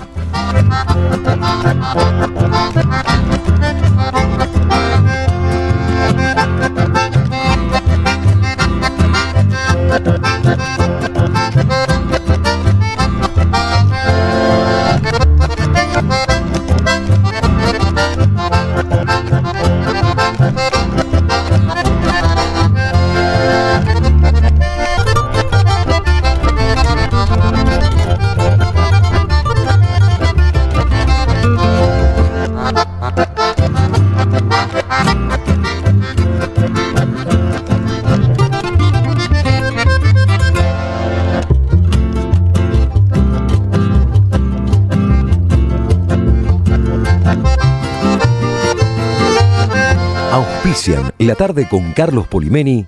AM530 Somos Radio. Ahí, cuando te subís al auto, mientras remodelás tu casa o cuando abrís tu negocio todos los días. Te acompañamos en cada momento de tu vida para que puedas desarrollar tus proyectos con la tranquilidad y el respaldo de siempre. Llama al 0810-222-2444. Consulta con tu productora o productor asesor de seguros. Ingresá en provinciaseguros.com.ar o seguinos en nuestras redes sociales. Provincia Seguros, una empresa del Grupo Provincia. Número de inscripción 499, Superintendencia de Seguros de la Nación, 0800-666-8400. Hay películas que nos emocionan, nos cambian o nos acompañan para siempre. Pero detrás de cada gran historia hay un mundo por descubrir. El sociólogo y realizador audiovisual Jorge Gallo te invita a sus cursos de cine clásico y moderno para aprender a mirar el cine con nuevos ojos. Presencial en Capital Federal y también online. 11 66 43 20 17 o visita la página www.jorgegallo.com.ar, porque el cine se disfruta dos veces, cuando lo ves y cuando lo entendés. Estas vacaciones de invierno viví la magia del teatro en familia. En Teatro El Popular te esperan espectáculos y talleres para chicos y adolescentes. Todas las actividades son a la gorra. Disfruta de obras como Sinfonía del Agua y talleres de clown o murga. Teatro El Popular, Chile 2080. Tu teatro, tu refugio. Reserva tu lugar en alternativa.com. Estás escuchando La Tarde con Carlos Polimeni por AM530. Somos Radio.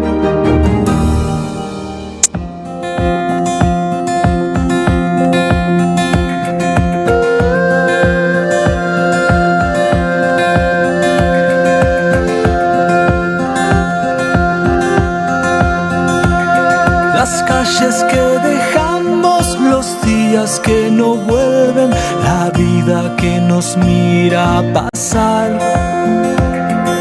Horas de desvelo, voces olvidadas. 15 y 20 minutos de esta tarde. ¿Con qué vamos a seguir el programa? Bueno, después de este ratito de algarabía en nuestros orígenes siempre vivos, tengo que hablar de un tema que nos aqueja. El gobierno no deja de destruir la cultura. Hoy, mediante el decreto número 687/2026, publicado en el BOE, en el Boletín Oficial, decidió disolver el Coro Nacional de Niños, una institución con más de 60 años de historia que atravesó gobiernos de todos los signos políticos y forma de parte del patrimonio, que esto que estoy hablando también hace días, cultural de nuestro país. Y también ayer hubo en la Cámara Baja una reunión porque el derecho a la cultura se defiende. Esto de que no están cercenados solamente nuestros derechos a la libre elección democrática con la prescripción de Cristina Fernández de Kirchner hoy hace 408 días, sino que también se ven vulnerados nuestros derechos al acceso democrático de nuestra cultura, porque el proyecto de desregulación económica que el gobierno impulsa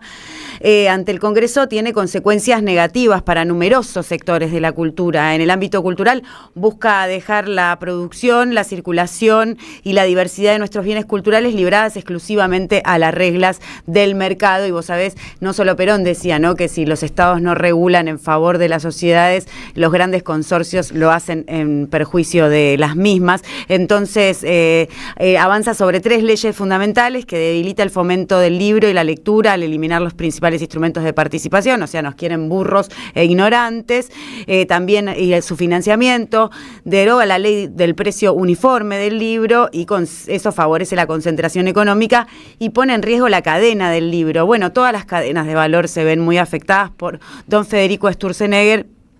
Y también, además de dejar la Ley de Protección de la Industria Nacional del Doblaje, elimina todos los porcentajes mínimos de realización nacional, no solamente generando mayor desocupación, sino también primarizando nuestra tarea de nuestra propia industria nacional del audiovisual, vendiendo todo a la economía de plataformas o trabajando Forex. Por ahora, de hecho, se estrenan series que se están haciendo en Chile sobre autoras, Claudia Piñeiro, argentinas, con elenco absolutamente argentinas, pero todo el sistema de producción armado a un servicio Chile, México, extranjero. O Uruguay, en Uruguay también. ¿No? Entonces, fuera de la posibilidad de que eso se produzca acá y quede ese valor agregado o la captura de la renta para que los argentinos puedan vivir de su propio talento y no sea solo talento Forex, porque después invitamos al Congreso a debatir y seguimos a través de las redes sociales como representantes no tan fieles del acceso democrático a la cultura para eso, y porque en esta misma línea de ideas está la diputada por Unión por la Patria, Lorena Pocoic, presidenta de la Comisión de Cultura del Congreso Nacional de la Argentina. Hola Lorena Pocoic, un gusto saludarte. Marina Glesser y Carlos Polimeni, te damos la bienvenida a Somos Radio, AM530, la radio de madres, la radio de EBE. ¿Cómo andás? ¿Qué tal? Buenas tardes Marina, Carlos y a toda la audiencia. ¿Cómo andan? Bien, bueno, me alegra primero felicitarte que en pleno receso seguís trabajando, que eso queda poco y nada de la política como servicio social y no tanto como aventura personal, así que ayer me alegró ver que estabas recibiendo a los sectores diversos de la cultura que se ven avasallados frente al abusador de su poder, Federico Sturzenegger, y una poder judicial que es cómplice del abuso de poder y ningún poder del Estado poniéndole límites a esta desregulación que hace que la cultura se rompa directamente, ¿no? ¿Cómo lo ves? Sí, bueno, para eso estamos, para eso fuimos votados, para trabajar y mucho más, cómo hacer receso si el gobierno no se toma receso y todos los días amanecemos con un retroceso nuevo, con la quita de un derecho y bueno, es importante que estemos despiertos, alertas, organizados y junto con los sectores damnificados. En el caso de ayer, la reunión no fue en la Cámara de Diputados, se hizo en la CGT Azopardo, donde se reunieron las Secretarías de Cultura y de Comunicación de las 3 centrales sindicales, todo el esquema federal, multisectorial de la cultura, que nuclea Secretarías de Cultura de municipios, que nuclea diversos sindicatos, diversos sectores, bibliotecas populares, bueno, y por supuesto que los sindicatos nuclean también, uno dice, estaba la Federación Gráfica, ¿qué tiene que ver? Tiene que ver todo, porque dentro de la cadena del valor que se destruye, muchas imprentas viven de imprimir libros, por ejemplo. El sindicato de actores, bueno, muy vinculado y profundamente impactado por la regulación de lo que implica todo el doblaje, que ahora lo conversamos más en profundidad, bueno, y así cada uno, si prueba, todo. Digo, una cantidad enorme, también participaron integrantes de la SAD, de la Asociación Argentina de Escritores, y por otro lado conversando también con todas las cámaras empresariales. Digo, es un universo, como bien decías Marina, muy grande, que atraviesa muchísimos sectores productivos, pero que a diferencia de otros sectores productivos, esta ley de desregulación, que es muy mala y muy dañina para la Argentina, por donde se la mire, nuevamente, como todos los grandes paquetes que envía el Ejecutivo al Congreso, incluyen un capítulo que atenta contra la cultura. Lo que sucede es que la cultura... es todo. Que la industria cultural tiene bienes diferenciados. O sea, no es lo mismo comprar un electrodoméstico que un libro, porque un libro es un bien cultural. Entonces, los libros, las obras audiovisuales, son también vehículos de conocimiento, son vehículos de memoria, identidad, pluralidad, libertad de expresión. Tienen su propia protección por la Constitución Nacional y por pactos internacionales a los cuales adherimos y tienen rango constitucional también, y requieren, tanto por parte del Estado como por parte de quienes nos toca legislar, que lo hagamos acorde a defender ese bien cultural como un bien específico y diferenciado de otros. Lorena, te escucho y me representa lo que decís, pero digamos, uno venía viendo el deterioro de nuestro patrimonio cultural a partir de cierta desvalorización un poco, no solo de la propia sociedad, ¿no? Como hace en cine el Inca, que es un ente autártico, financia el cine que no ve nadie con el hambre del Chaco, cómo se desvirtuó y se distorsionó todo lo que eran las asignaciones específicas de culturales para la creación de políticas de fomento y protección de este patrimonio cultural que tiene rango constitucional en su protección, y en esta disyuntiva de este presupuesto tan injusto, en donde se jactan de una macroordenada, pero digamos, desvalorizan todas las vidas particulares, ¿no? Y muere un montón de gente y un montón de gente se queda sin trabajo, también van destruyendo más de medio siglo de industrias pujantes que estaban creciendo y que ahora no solamente se ven desreguladas, sino se ven sacrificadas, digamos, a que ya no tengamos como país una propia industria. Cuando vos te juntás con los sectores en la CGT, con la diversidad de las multisectoriales, de todos los sectores de la cultura que se ven afectados por la desregulación de las políticas culturales, ¿vos notás que hay algo que es colectivo o son reclamos individuales de cada sector? No, yo noto que es algo profundamente colectivo. Lamentablemente el punto de unidad se logró en función de la resistencia y no de poder reunirnos, como decíamos ayer. Qué lindo sería una reunión tan amplia para debatir políticas de avance, de nuevos derechos, pero bueno, una vez más nos encuentra como desde el primer día que asumió este gobierno. Se hizo una reunión muy amplia y la primera movilización grande que hubo, todo este sector movilizó con una bandera que decía cultura. Muchas de las leyes que hoy estamos defendiendo ya fueron incluidas en la ley de bases o en la ley ómnibus y fueron, ya hay un capital acumulado del conjunto de todo el sector de la cultura, de haber logrado en aquel momento que se aparten de los dictámenes o que no sean votados esos capítulos específicos. Pero lo que sí analizamos y y hay unanimidad en todo el sector es que hay un doble ensañamiento, ¿no? Por un lado, el gobierno lo plantea como cuestiones económicas y es coherente y consecuente con su lógica de libre mercado, neoliberal, de ajuste fiscal, bueno, que lo pagamos el conjunto del pueblo argentino. Pero el doble ensañamiento implica también el capital simbólico, que es donde yo quiero apuntar un poco, Marina, porque este gobierno está destruyendo cosas que no le cuestan un centavo, es decir, no es que destruyo este instrumento cultural o esta ley y con eso construyo una escuela, un hospital, una ruta, o le aumento el sueldo a los jubilados. No, está destruyendo regulaciones que no tienen que ver con el dinero, que tienen que ver con otras cuestiones. Entonces, para mí es muy importante, y creo que todo el sector lo tiene bastante en claro, que este modelo económico de concentración absoluta de la riqueza y con leyes pedidas por determinados sectores requiere de alguna manera la destrucción de toda una masa crítica, de un pensamiento, de ciertas tramas comunitarias. Me gusta decir que cada modelo económico, cada modelo de país, cada modelo nacional requiere de su paradigma que de alguna manera lo sustente. Bueno, este gobierno está disputando ese paradigma e intentando construir que el conjunto del pueblo argentino naturalice estas condiciones de cómo vivimos. No solo que lo naturalice, sino que vaya perdiendo todas aquellas herramientas, que la cultura es una de las principales, que nos permiten tener memoria, reflexionar, adquirir nuevo conocimiento, poder imaginar y construir nuevos futuros posibles.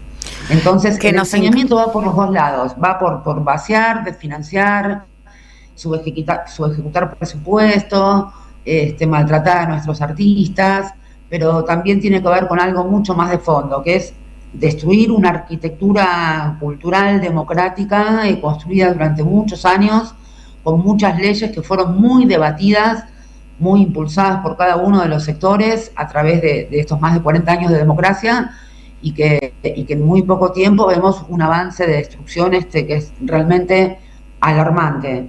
¿Por qué? Porque la cultura pone en peligro este modelo, lo disputa por el simple hecho de construir sentido. construir un sentido que no es uniforme. Y quizás el tema del libro sea uno de los ejemplos más claros de esto, ¿no? Porque vos mencionabas, bueno, se deroga, por ahí para ordenarlo un poco la audiencia, ¿no? Hay como 4 temas dando vuelta en esta semana. Por un lado, un anteproyecto de ley que va a ingresar en cualquier momento, ya sea a través del Senado o de la Cámara de Diputados, va a ingresar al Congreso, que es un megaproyecto de regulación económica que atraviesa un montón de áreas, deroga normas aplicables a numerosas actividades productivas, comerciales, profesionales, pero también culturales. Dentro de las culturales, deroga la ley de precio uniforme, modifica, vacía, le quita las herramientas a la ley de fomento y lectura del libro, y también deroga la ley nacional del doblaje. Y el cuarto tema es que amanecimos hoy en el boletín oficial con la disolución del coro de niños, ¿no? Que es tan doloroso porque en estos 60 años. El Coro Nacional de Niños, que tiene más de 60 años de historia y que ha atravesado gobiernos de todos los colores, incluso la dictadura. Entonces, bueno, estamos como con varias cuestiones. Respecto del Coro Nacional de Niños, hoy estamos ya presentando una iniciativa para intentar que ambas cámaras puedan votarlo, como es un decreto, no un DNU, sino un decreto común, requiere de la votación de ambas cámaras. De los 2 tercios, ¿no? Para declararlo nulo e insanable. Hoy presenté un proyecto que lleva un montón de firmas muy importantes, que es para que votemos la derogación del decreto y se restituya el anterior y vuelva a funcionar el coro. Por supuesto que es un decreto de honganía. Lo ideal sería poder regular por ley el funcionamiento de este coro y darle un piso de estabilidad que no quede en manos de la voluntad de cada gobierno, ¿sí? Se merece una ley, pero como no estamos en tiempos donde podamos democratizar, ¿no? Una ampliación de derechos para el coro, vamos a intentar al menos que pueda seguir funcionando en las condiciones que está. Luego tenemos las 2 derogaciones. Lo del precio uniforme realmente es muy grave, porque quizás para muchos que no comprenden bien a qué se refieren, nos dicen, bueno, pero ¿por qué no puede poner cada uno su propio precio? Y bueno, el tema es que el precio uniforme no lo determina ni el Estado ni la librería, lo determinan los editores y los importadores. Y lo que garantiza es una libre competencia, pero la misma edición del mismo libro en todos los puntos del país, plataforma o cualquier mecanismo de venta, un piso de equidad, tiene el mismo valor. Claro. Tiene el mismo valor. Y entonces la competencia se da a través de otras cuestiones, ¿no? El que no le interesa ir a la librería, revisar, charlar con el librero, y no ve la librería como un espacio cultural y quiere comprarlo por una plataforma, que lo haga, no hay problema, pero al mismo precio que aquellos que disfrutamos de ingresar a una librería, que tenemos un vínculo con nuestro librero, que nos recomienda, un montón de otras cuestiones. Entonces, ¿qué hace esta ley? Al desregular el precio uniforme, lo que hace es favorecer a las grandes cadenas y plataformas en un nivel de concentración muy grande. Es decir, vamos a ver el volumen más grande de libros en cadenas de supermercados o en plataformas como Amazon u otras. Entonces, por supuesto que ellos pueden comprar y costear y tener espalda para vender esos libros al costo o incluso por debajo del costo, siendo una competencia desleal que se conoce como dumping en términos de derecho comercial, ¿no? Ahora, las librerías de barrio y todo el resto de la cadena del libro no tiene espalda para solventar esos descuentos, porque justamente son esos bestsellers, esos libros más importantes los que permiten de algún modo sostener y apostar y asumir los riesgos que asumen las editoriales para los primeros autores, para obras emergentes, para literatura regional, literatura que al mercado no le interesa, porque el mercado, cuando piensa en un libro, piensa en la rentabilidad, no piensa en el aporte cultural que pueda hacer a una región o a una investigación. Bueno, eso traspolado a todas las industrias culturales de la Argentina. Además, tenemos un puertoñocentrismo muy fuerte y esto se lleva puesto también toda la perspectiva federal, ¿no? Que incluye no a NEA, Cuyo, Centro, Patagonia, sino cómo accedemos también a la pluralidad y a la democratización, al acceso democrático. Es un proyecto que se basa en la concentración y es muy importante que todos entiendan que la fijación de este precio único determina que toda esta cadena de valor y esta enorme diversidad que tenemos, quiero que sepan que somos en América Latina el país con mayor cantidad de librerías por habitante. Esto habla de que hay un nivel de lectura muy importante. Entonces, si nosotros destruimos la bibliodiversidad, es decir, que existan muchos autores, muchas voces de diferentes regiones que nos cuentan diferentes cuestiones y que podamos leer muchísimas de estas cuestiones, lo que va a suceder es que al cerrar la mayoría de las librerías, al fundir muchas de las editoriales, ni hablar de imprentas que exclusivamente están abiertas para imprimir libros, ni hablar de la pérdida de empleos, ¿no? De qué sé yo, de correctores, de traductores, de editores, lectores, infinidad de sociedad es una cadena cohesionada. Es una cadena gigante. Entonces, si solamente queda concentrado luego toda la cadena en manos de unos pocos, esos pocos van a terminar decidiendo qué vamos a leer, qué libros se editan, qué no se publica, nos vamos a achicar. Esto que estoy diciendo no es una teoría conspirativa. Dentro del derecho comparado hay algunos países que han desregulado el precio uniforme, como lo es Inglaterra. Conclusión, el 50% de las librerías cerraron y la diversidad de quién escribe, qué se escribe, sobre qué historias, etcétera, también se redujo de una manera enorme. Es decir, se produce un achicamiento muy grande en este concepto de bibliodiversidad, que lo repito porque es muy importante, porque está regulado, porque se debate en todos los países y porque es lo que permite que podamos poner al libro como bien cultural en el lugar más importante, achicando las asimetrías territoriales, como vos decías, y que desde todos los rincones del país hay voces que necesitamos que lleguen a nuestros oídos porque tienen historias para contarnos, y en todos los rincones del país también hay quienes queremos escucharlas. Entonces no podemos dejar esto librado al libre mercado, a la competencia que se mide solamente en términos de rentabilidad, y bueno, esto es lo que hace al libro. Luego hay otros conflictos muy grandes también que tienen impacto, no solo en el empleo, sino también en nuestra identidad cultural, que tiene que ver con el doblaje.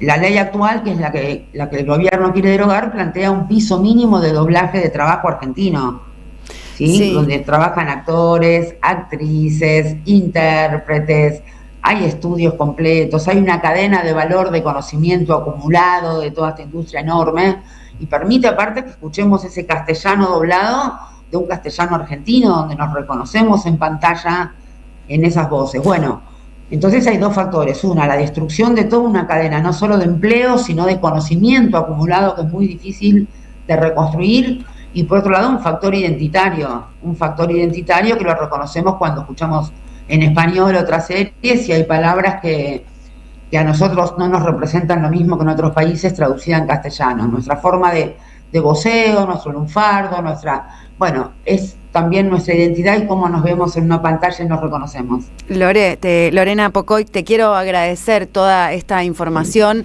para la audiencia, sobre todo saber que vas a defender ahí como presidenta de la Comisión de Cultura de la Cámara Baja y también en el trabajo bicameral que estas leyes, proteger nuestros libros, porque bueno, el futuro tiene historia y eso es ineludible y necesitamos defenderla entre todos y todas frente al avasallamiento contra nuestro patrimonio, nuestra identidad y nuestra cultura nacional. Así que te queremos agradecer acá con Carlos este ratito que te tomaste para contarle a la audiencia lo que está pasando a partir de la desregulación y los decretos que rompen todo lo que supimos construir en estos años de democracia. Bueno, muchas gracias Marina, Carlos, por el espacio y bueno, a seguir defendiendo. Y para cerrar, chiquito, les saco unos minutos, plantearle a todos que la cultura es un espacio que genera mucho empleo, mucho trabajo argentino, que genera un valor agregado. Y que este gobierno intenta instalar un relato de, bueno, hay otras prioridades, no tenemos por qué financiar cuestiones que son de lujo. Todo esto es una mentira. La cultura tiene su propio ecosistema de financiamiento que no sale ni de los jubilados, ni de las escuelas, ni de ningún otro presupuesto, y que cada vez que se recortan, se ajustan, se subejecutan presupuestos culturales, el dinero va a parar al Tesoro Nacional para que discrecionalmente el presidente haga lo que quiera. Y cuando hace lo que quiere, sabemos que por evidencia empírica no se beneficia al pueblo argentino. Así que bueno, defendamos nuestra cultura, defendamos el trabajo de todos nuestros artistas y trabajadores del sector y pensemos que es posible construir un país diferente y que hay herramientas que necesitamos defenderlas y conservarlas para que en un futuro próximo podamos volver a llenarlas de contenido, de presupuesto, de inclusión social, de promoción cultural, de circulación, etcétera.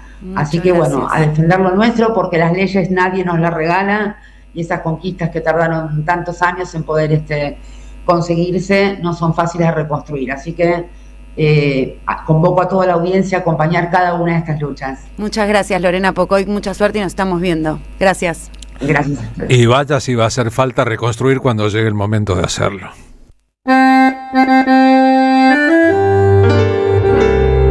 Cuando estén secas las pilas de todos los timbres, hay una radio que nunca se apaga. Cuando no tengas ni fe, que 20 años no es nada. Prende la radio, prendete. AM530. 20 años. Somos radio. Somos comunidad.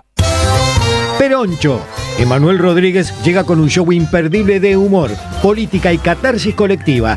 Un espectáculo para reírse de la realidad, pensar un poco y salir más liviano de lo que entraste. Sábado 1 de agosto en el Teatrillo de San Francisco.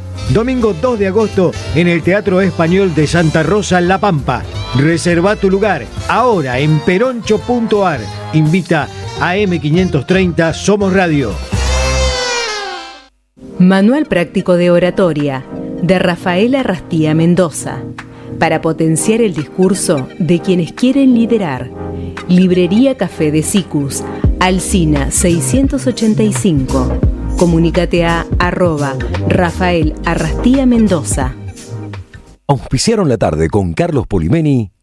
¿Apostar la plata de tus viejos? No da. ¿Apostar todos los días? No da. ¿Perderte la juntada? No da. ¿Viciar con las apuestas? No da. Si conoces a alguien que tiene problemas con las apuestas, dejarlo solo no da. Llama al 0800-222-5462. Gobierno de la Provincia de Buenos Aires. La Municipalidad de Pehuajó sigue inaugurando obras. Cierre del primer basural a cielo abierto de la provincia de Buenos Aires. Nuevo complejo ambiental. Jardín 919. Centro de Atención Temprana Dr. Ferreira. Complejo cultural. Nueva guardia del hospital. Más de nuevas 200 viviendas. Pehuajó. Gestión Pablo Javier Zurro. El destino de tus vacaciones está en Turismo Cabal. Viví los momentos que querés, con viajes armados a tu medida, con las mejores ofertas y los paquetes que buscas, con más de 35 años de experiencia. Entra en www.turismocabal.com.ar y encontrá las vacaciones que necesitas. Turismo Cabal, seguridad en viajes. Destinada a la cartera de consumo. Más información en www.turismocabal.tour.ar. Hasta las 16. La tarde con Carlos Polimeni.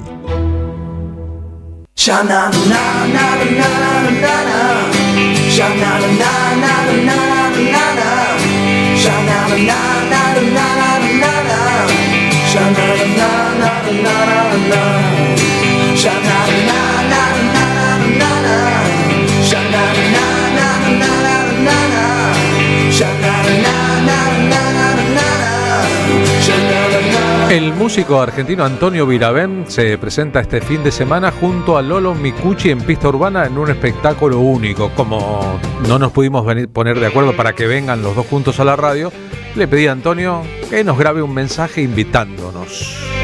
Carlos, acá Antonio Viravent, quiero contarte a vos y a tu audiencia que voy a estar cantando en pista urbana, ese lugar que vos conocés también, tan lindo, ahí en San Telmo, el domingo 2 de agosto a las 8 de la noche, con nuestro querido Lolo Micucci en el piano. Va a ser un concierto básicamente de piano y voz. Vamos a cantar canciones mías, también canciones de otros. Va a estar Lito Nevia cantando algunas canciones, cantando Antonio, la canción que me escribió hace muchos años cuando todavía estaban Los Gatos. Va a ser una noche especial, realmente. Un concierto de piano y voz es algo no habitual en mí, y con todos esos condimentos menos. Los que quieran estar ahí esa noche pueden entrar a Alternativa Teatral y sacar su entrada para pista urbana, domingo 2 de agosto. Ahí nos encontramos. Un cariño y gracias. Gracias a vos, un cariño, Antonio. No podríamos estar porque tenemos un espectáculo a esa misma hora, el mismo día, en otro lugar. Pero además de eso, les quiero contar que una de las estrellas emergentes de la música de la ciudad de Buenos Aires, Fran Granado Gandolfo, Fran Granado Gandolfo estuvo con nosotros cantando en uno de los espectáculos de Resistencia Poética allí en Pista Urbana. Se presentará hoy, esta noche jueves, a las 21 en Clásica y Moderna, que queda en Avenida Callado 892. Las entradas se consiguen en PlateaNet. Ha llenado muchos lugares. Fran cantando en inglés o en castellano. ¿Saben que va al colegio secundario todavía? Su mamá Lucila Gandolfo es una enorme cantante de la historia de la música popular argentina vinculada al teatro. Y lo que escucharon era el propio Fran Gandolfo y las imágenes que vieron son de él, así que si tienen ganas de descubrir algo que no conocen o de confirmar algo, he aquí un pingazo. Fran Granado Gandolfo está a disposición esta noche en Clásica y Moderna. Y nosotros el domingo tenemos la sexta función en la historia de nuestro espectáculo de Resistencia Tanguera, con Esteban Morgado en La Carbonera. A las 20 puntual haremos partir una nave que toma un género raíz en medio de todas las invasiones bárbaras, ese género es el tango, para hacer una reflexión sobre quiénes somos, qué queremos y cómo estamos.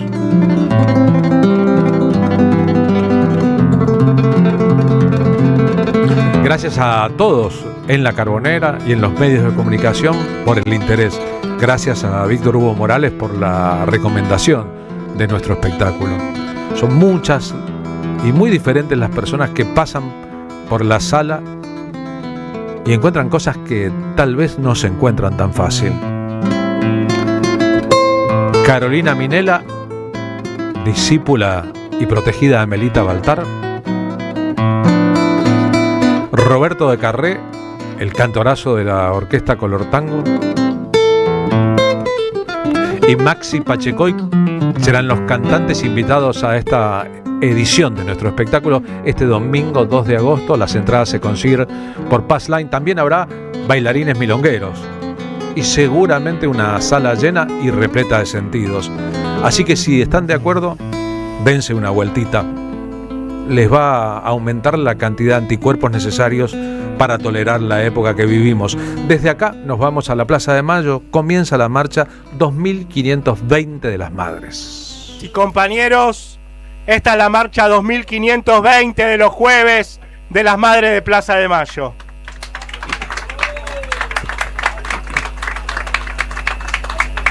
Siempre